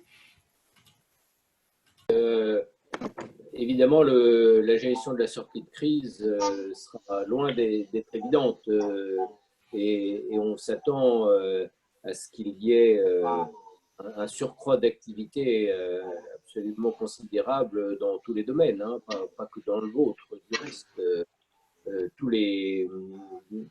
sur un plan économique, ça va être certainement tout à fait généralisé. Alors, à la question, est-ce que les patients vont pouvoir arguer d'une perte de chance? Il faudrait, vous comprenez, pour admettre une perte de chance et une responsabilité, il faut au départ qu'il y ait une faute. Et là, compte tenu du contexte tout à fait particulier que nous vivons, et du fait que finalement les décisions elles sont prises à un niveau étatique, je doute moi que votre propre responsabilité puisse être engagée. Ça peut être engagé sur notre absence de bonne régulation actuellement. Oui, ce serait à démontrer encore une fois. On le souhaite. Maître Divisio, il faudrait que vous réactiviez. Oui, voilà. C'est bon. Moi, je distingue plusieurs hypothèses. Je suis un tout petit peu plus pessimiste que Nicolas Gombaud là-dessus, parce que je distingue plusieurs hypothèses avec un point commun. Je distingue l'hypothèse dans laquelle vous avez choisi de décaler une intervention, l'hypothèse de laquelle le patient a choisi de décaler une intervention. Pas la même chose. Vous choisissez de décaler une intervention. Vous avez deux raisons majeures qui vous poussent à décaler une intervention. Je ne peux pas le faire parce que j'estime que les conditions de sécurité ne sont pas réunies pour que je puisse le faire. Je ne peux pas le faire parce que le contexte ne me permet pas de le faire. Mon établissement a déprogrammé les actes parce que je n'ai pas les moyens matériels de le faire.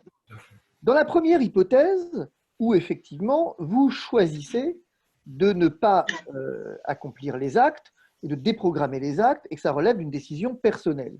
Alors, en tout état de cause, effectivement, cette déprogrammation, si elle conduit à une aggravation de l'état de santé du patient et qu'elle relève encore une fois d'un choix personnel, il vous faudra alors, et ça il n'y a pas de débat en cas de responsabilité, il faudra au patient démontrer l'existence d'une faute, mais cette faute, elle pourra se déduire du fait que vous avez fait un choix qui a entraîné un retard de prise en charge, alors que la prise en charge serait estimée potentiellement possible au moment où vous l'avez déprogrammé. Vous voyez ce que je veux dire? C'est-à-dire qu'il y a ce contexte.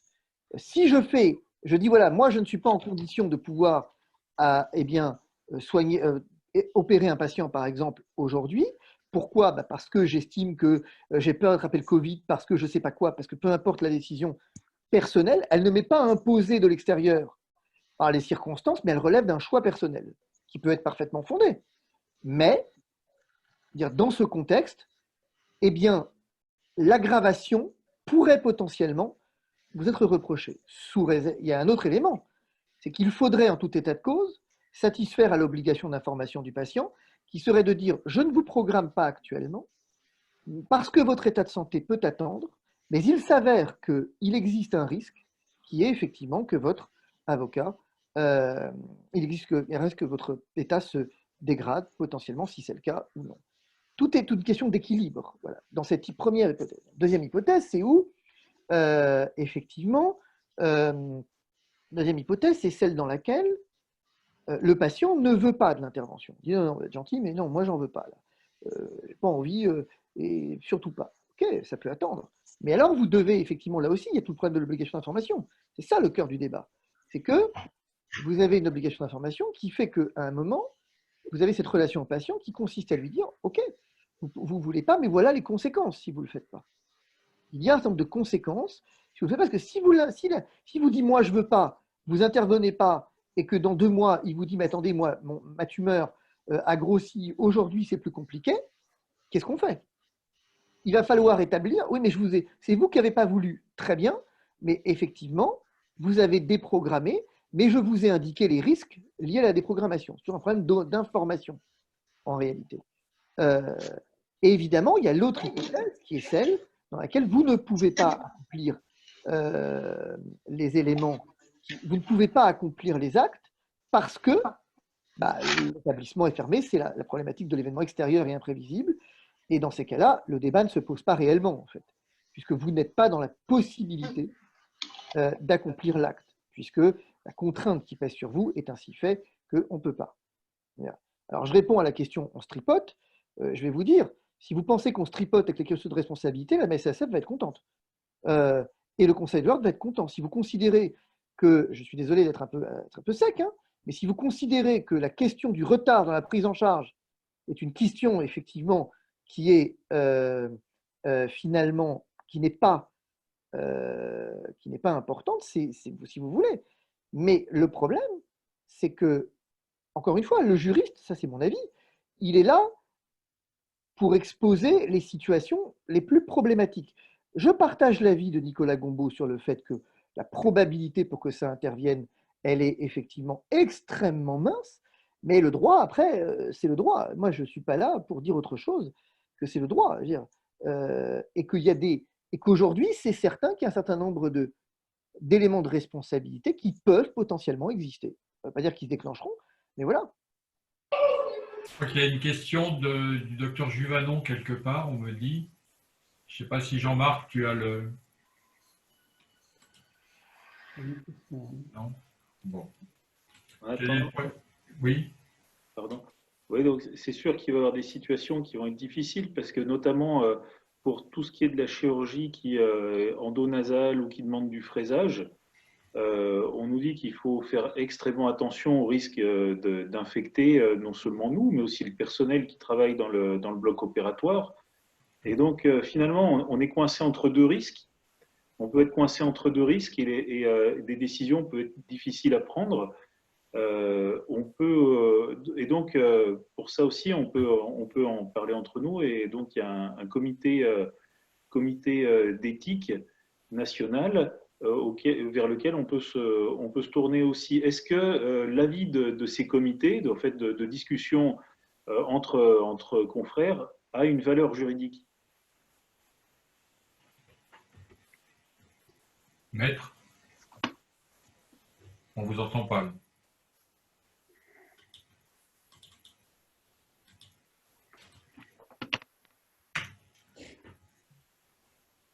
J'ai pas le son là.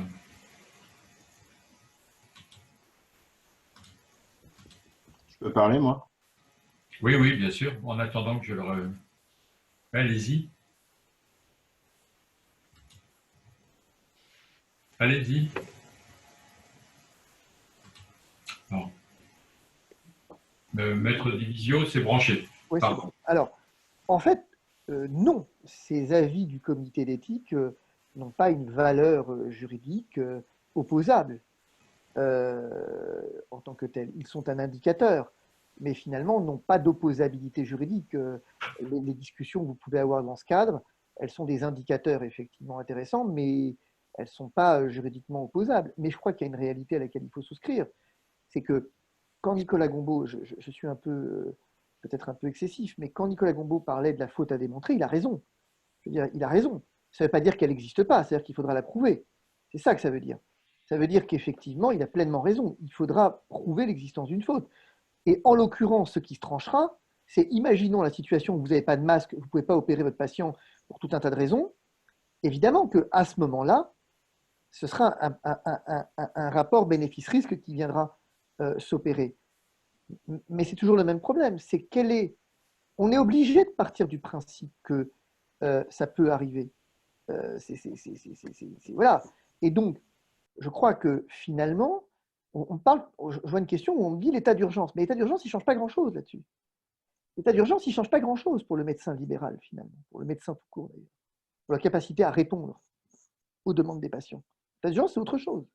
La question qu'il faudra amorcer, mais je ne l'amorce que d'un doigt, parce que moi, c'est une question à laquelle il faudra à un moment que l'État réfléchisse, c'est sa responsabilité, qui quand même consiste effectivement à ne pas avoir équipé les professions de santé pour leur permettre de continuer à exercer. C'est sa responsabilité, j'ouvre un débat, mais je le referme aussitôt, sur la communication du Premier ministre, lorsqu'il dit aux gens, ne sortez pas sauf pour les urgences. Il y a un débat qui va devoir s'amorcer, où la responsabilité du professionnel, elle me paraît presque moins prégnante que celle de la responsabilité de l'État dans sa gestion et dans sa communication. Voilà. Quelque part, ils ont dû entendre, puisqu'hier, Olivier Véran déclarait qu'il fallait retourner voir son médecin pour les maladies habituelles. C'était la première fois qu'il reprenait un sens pro-médical, entre guillemets, hormis l'urgence. Jusqu'à présent, on était quasiment accusé de malhonnêteté médicale, de voir des patients pour gagner, entre guillemets, de l'argent. Maintenant, ils se rendent compte que le balancier est de l'autre côté. Donc, je pense qu'ils ont pris conscience du risque. Thierry Housselsheim, vous vouliez... Oui. Allez-y. Oui, non, effectivement, je pense que, encore une fois, il y a un sujet dont on a peu parlé, il me semble, c'est quand même le rôle du patient dans ces contextes de prise en charge, parce que c'est quand même le patient qui a des pathologies, qui sollicite ou pas des avis, et au final, le patient qui, s'il estime avoir été mal pris en charge, va décider ou pas d'aller voir un avocat, d'aller voir une commission de conciliation et d'indemnisation ou de faire une réclamation amiable. Bon, le patient vit la même chose que nous tous, en étant confiné, en ayant de surcroît cette pathologie pour laquelle il demande un avis. Donc, je pense qu'il y a effectivement un risque juridique qui est très, très important. Néanmoins, après, comme pour tout citoyen, le patient est confiné dans ses pathologies. Et s'il décide de réclamer, ça passera en règle générale par une expertise. Bien évidemment, derrière, il y a un traitement juridique qui ne dépend pas, bien évidemment, de l'expert, qui est le rôle des magistrats ou des CCI. Mais l'expert, la plupart des experts dans votre spécialité en ORL sont encore en pratique et ont connu, je pense qu'il y en a même parmi les auditeurs de ce soir, il y a quelques experts, donc c'est assez intéressant de savoir si cet expert, si par exemple un patient évoquait un retard de prise en charge ou de diagnostic d'une pathologie, est-ce que cet expert qui a été confronté à la même situation de confinement avec un service qui tourne au ralenti un cabinet d'ORL qui était fermé, comment cet expert ORL allait juger la situation et est-ce qu'il allait considérer que son confrère n'avait pas tout bien fait, puisque c'est quand même la question au final qui est posée lors d'une expertise, est-ce que tout a été bien fait de la part de tel ou tel médecin.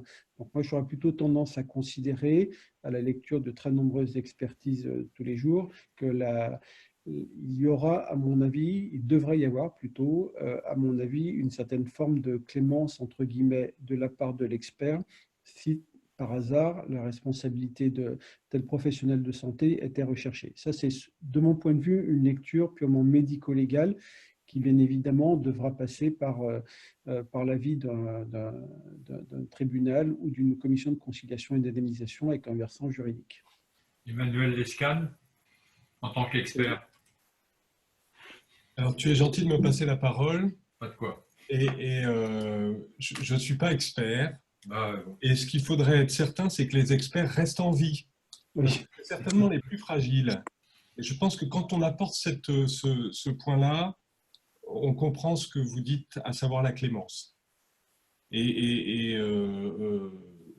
notre avocat a dit, encore faut-il prouver, et vous n'êtes pas certain.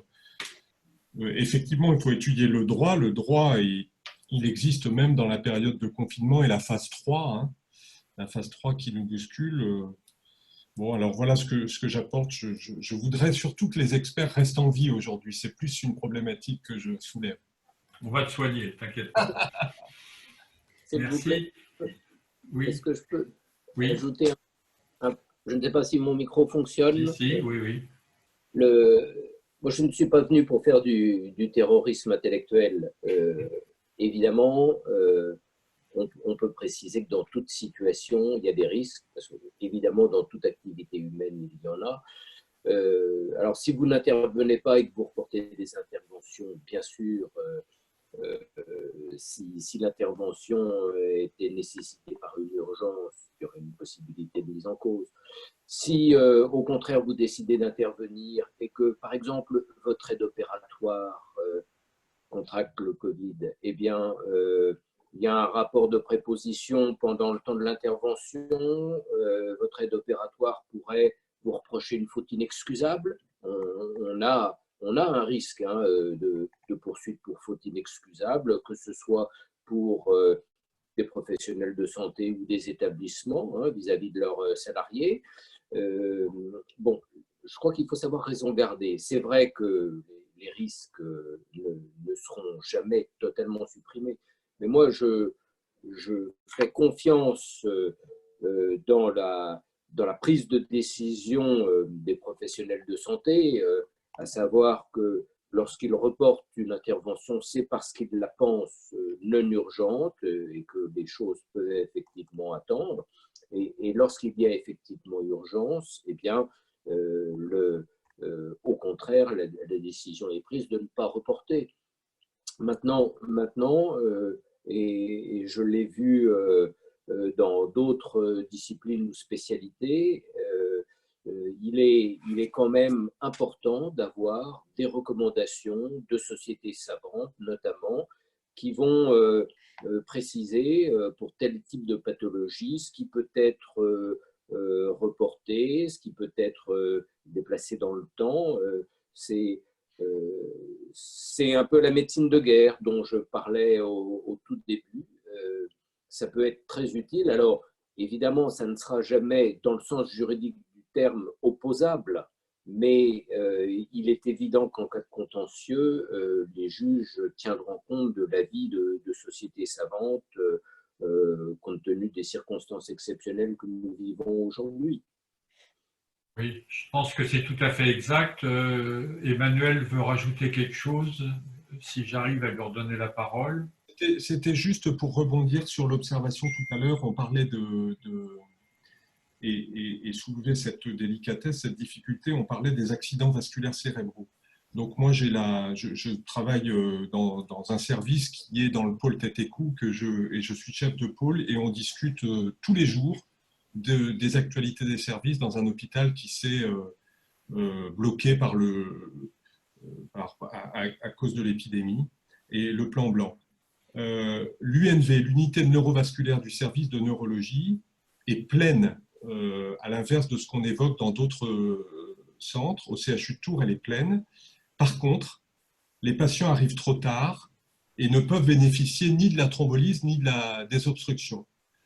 Et la raison évoquée par les neurologues, c'est que l'alerte est mise en défaut puisque les médecins sont débordés par d'autres problèmes, un, et deux, les patients ne sollicitent pas les médecins.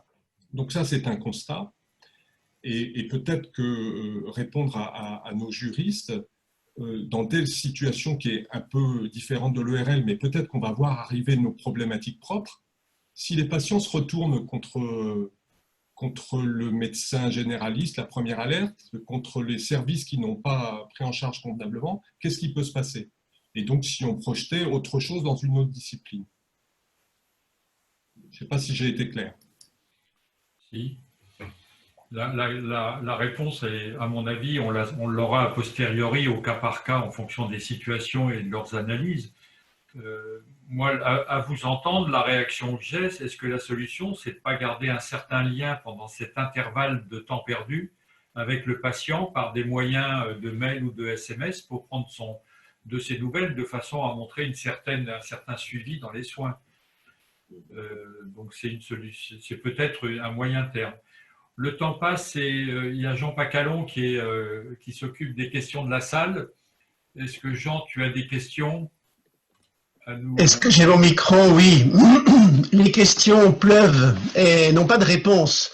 Il y en a une qui m'est personnelle, qui est glaçante. C'est la réflexion de Maître Divisio au départ. Si vous faites une téléconsultation, c'est que vous avez estimé que vous n'aviez pas besoin d'un examen clinique. Alors, il faudrait préciser ça parce que c'est lapidaire. Ça veut dire interdiction, danger de faire une téléconsultation. Sinon, il y a eu beaucoup de questions juridiques, vous les avez suivies. En particulier, la question de Michel Wirth, quelle est notre responsabilité si le patient nous accuse d'une contamination lors d'une consultation présentielle sans lui avoir proposé l'alternative d'une téléconsultation? Je ne suis pas là pour défendre au sens de détruire la consultation classique. On m'a appris à faire un examen clinique. Le nez, la gorge et les oreilles nécessitent une proximité. Néanmoins, je crois qu'il faut inventer une nouvelle sémiologie de la téléconsultation et il faut inventer un cadre juridique. Et ce cadre juridique, quel est-il pour l'instant? Parce que d'après ce que j'ai entendu des questions qui sont posées, c'est absolument glaçant. Alors, c'est inquiétant. Voilà. Je propose tout de suite une réponse à cette question, si vous le voulez bien. Il incombera à ce patient de démontrer que c'est son ORL qui lui a effectivement transmis le virus et pas un passant, quelqu'un dans un transport en commun ou en faisant ses courses. Et je vois difficilement comment cette preuve pourra être rapportée. Je pense que Maître Divisio sera d'accord. Faudrait mettre votre son, oui. Oui, c'est bon. Oui, je suis forcément d'accord. La charge de la preuve, elle est toujours le cœur du procès et le cœur du débat d'une manière générale. Je reviens quand même sur un point. Je pense que j'ai le mauvais rôle de l'histoire. Je m'explique. Moi, je suis le pessimiste par nature. Je suis le pessimiste par nature parce que je suis celui qui voit les situations arriver parce qu'elles n'ont pas été anticipées. C'est ça le cœur du problème. C'est que moi, je veux dire, je ne fais pas de responsabilité médicale, c'est un choix. Je connais la responsabilité, mais je n'en fais pas. Ce que je fais d'abord, en tout cas a posteriori, je fais beaucoup de prévention, c'est une grosse activité de prévention, de formation, précisément pour éviter ça. Mais ce que je fais derrière, c'est de la responsabilité disciplinaire. Et ce que je peux vous dire, c'est que la responsabilité disciplinaire, elle n'obéit à aucune règle. C'est un fait. On peut débattre pendant 25 ans, mais le fait est que la responsabilité disciplinaire, elle n'obéit qu'à une règle, c'est celle qu'a décidé le juge disciplinaire. Et que le juge disciplinaire, c'est un personnage que moi, j'aime pas beaucoup. Alors, on me dit, mais je rebondis sur le reproche, un petit peu, doux reproche qui m'est fait, de dire, mais finalement, la téléconsultation,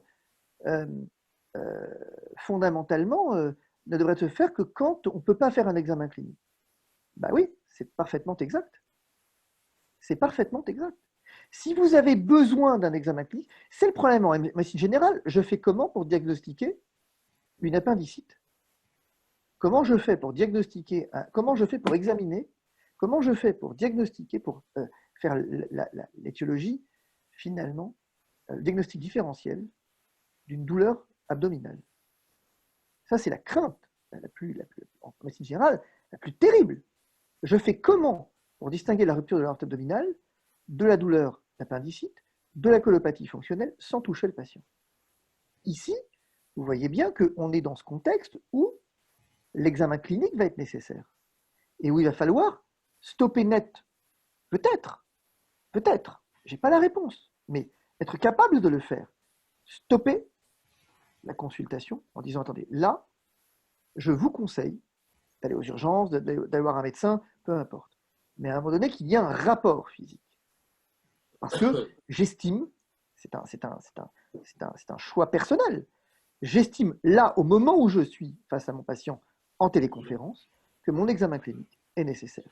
Si je l'estime, alors il faut que je sois capable d'en tirer la conséquence, qui est de ne pas poursuivre une relation si j'estime qu'elle ne pourra pas aboutir sans le degré de certitude, appelons ça comme ça, suffisant pour me permettre effectivement d'établir un diagnostic correct et le plus, entre guillemets, sûr possible.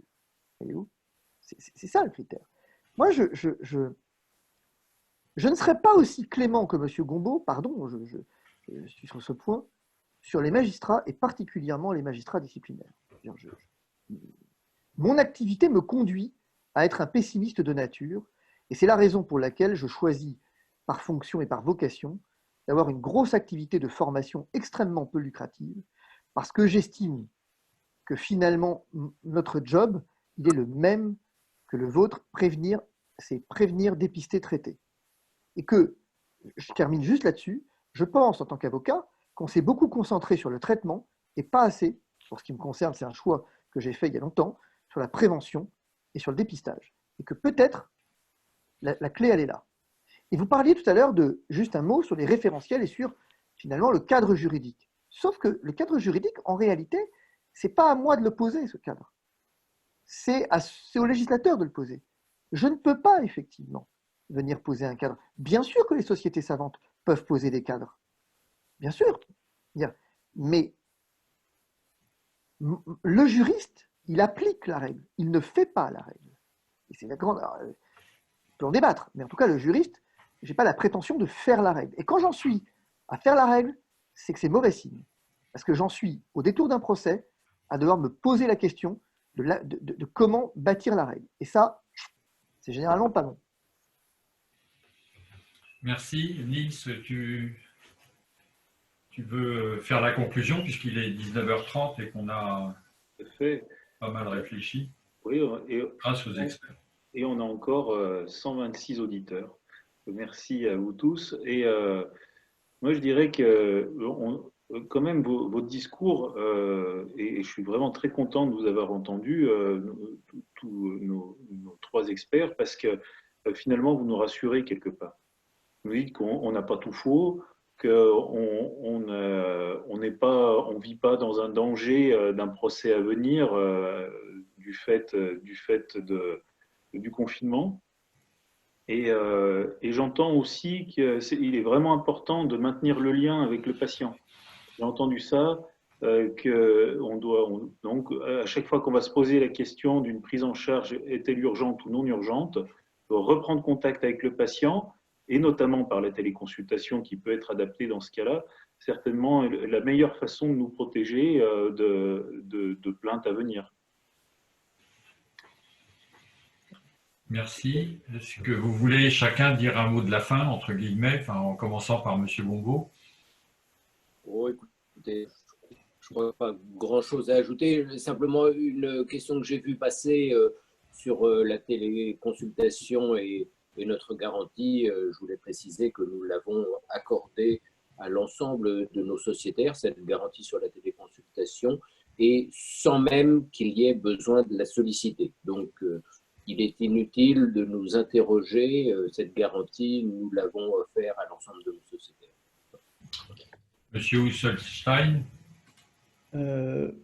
Oui, vous m'entendez? Juste un mot de conclusion, vous remercier tout d'abord, et puis ne pas oublier que si réclamation ou procédure il y a, elles interviendront bien évidemment dans plusieurs mois, voire plusieurs années.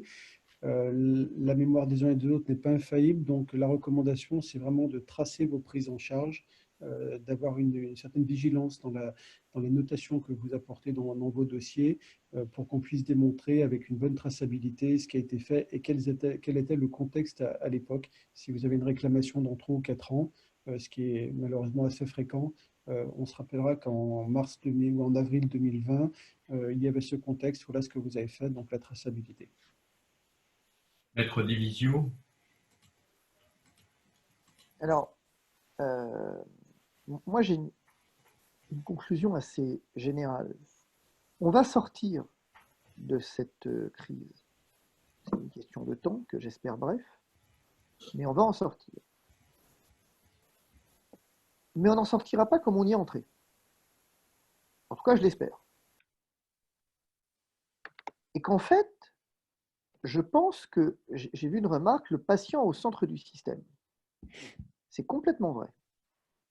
Mais ça, vous le savez déjà, parce que finalement, sinon on ne serait pas là, finalement. Votre préoccupation première, elle n'est pas de sauvegarder votre responsabilité que de savoir comment soigner dans de bonnes conditions, tout en naturellement se préservant, l'un n'allant pas sans l'autre. Mais une conclusion générale, pour être très présente depuis le début du Covid, je voudrais juste faire une remarque qui est la suivante. Je voudrais juste émettre un vœu en conclusion, c'est que l'avenir soit construit à partir de vous médecins, voilà, de terrain, pour remonter et qu'on fasse plus l'inverse. Parce qu'aujourd'hui, toutes ces questions-là qu'on se pose, si on avait sollicité les médecins au moment où on a senti que ça commençait à peut-être là, ou que ça allait se passer, ou d'une manière générale, si on sollicite les médecins pour leur demander, du coup, qu'est-ce qu'on fait, quelle communication pour vos patients en cas de crise, quand il faut rester confiné, quand il y a des problèmes, on en aura d'autres des problèmes. Quelle communication à l'égard de vos patients?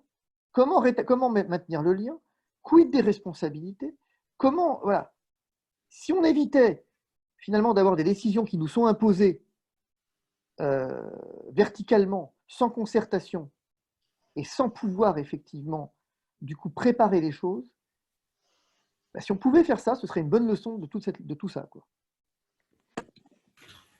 Merci.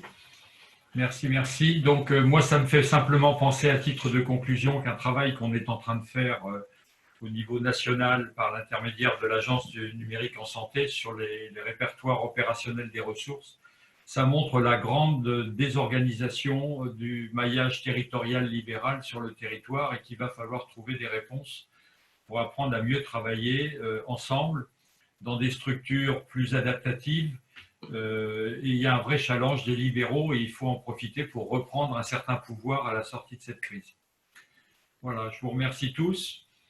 Merci à nos experts parce que c'était un vrai plaisir de prendre un peu de temps pour réfléchir sur ce qui nous arrive. Et merci à Nils d'avoir fait le programme et indiqué et mené tout ça. Merci à tous.